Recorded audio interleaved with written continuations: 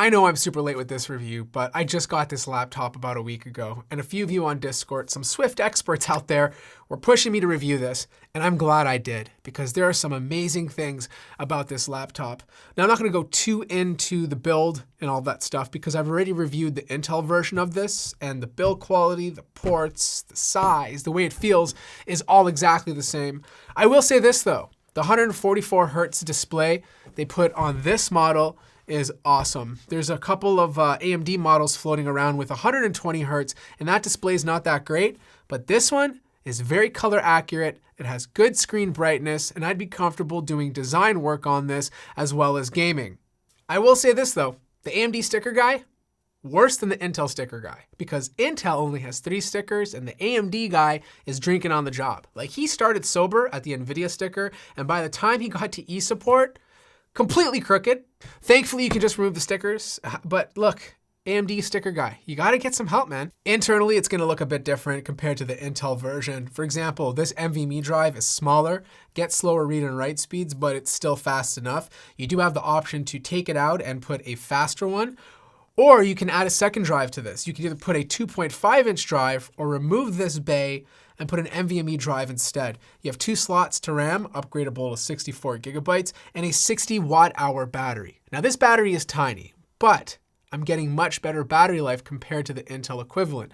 Over 4 hours of use before needing to charge compared to the 3 hours and 15 minutes on the Intel version. Now, performance is definitely the most exciting thing about this laptop. Like, this Ryzen 7 4800H is an absolute monster. The GTX 1650 Ti Max-Q inside of here is fine for gaming at medium settings, but that's not the most exciting thing. The most exciting thing is actual work. Like, if you're a developer and you're compiling code, this thing is going to scream. If you're doing video editing and you're using Adobe Premiere Pro, this thing is beating out super expensive laptops. Basically anything that can utilize the CPU, this thing is just gonna completely chew through it. It even beat out desktop CPUs from previous years. The only time an Intel system would be better than this is if you want a more beefier GPU and your main focus is gaming. Now, this 1650 Ti Max-Q SKU, I can't find anywhere, but there is a very similar 1660 Ti Max-Q version available on Amazon. Now, there is one problem with this laptop. One. Okay, besides, like, a few build quality things like a flexi display and so on and so forth. But the major problem is heat. It gets really hot, like 100 degrees Celsius, and that might turn a lot of people off. But the thing is, it never thermal throttles. It never dips down. It never affects the performance. So the question is, are we just taking advantage of as much performance as possible, or will this be an issue 2 or 3 years down the road?